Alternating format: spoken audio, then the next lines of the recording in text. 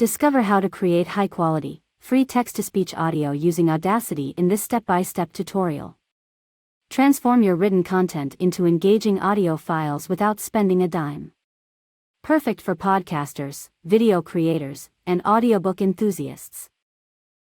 Step 1. Visit audacityteam.org and download the Audacity installer.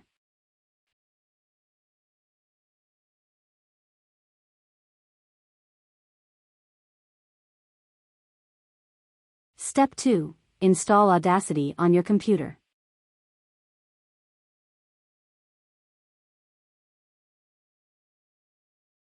Step 3. Click the Audio Setup button and select Audio Settings within Audacity.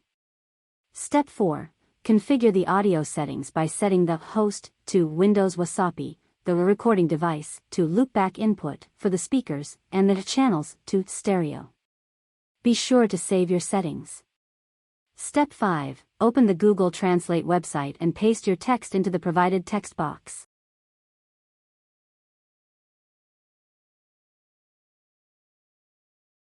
Hi, this video focuses how Audacity works. Free text-to-speech tool. Step 6. Return to Audacity and press the Record button. Step 7. Go back to Google Translate and play the audio.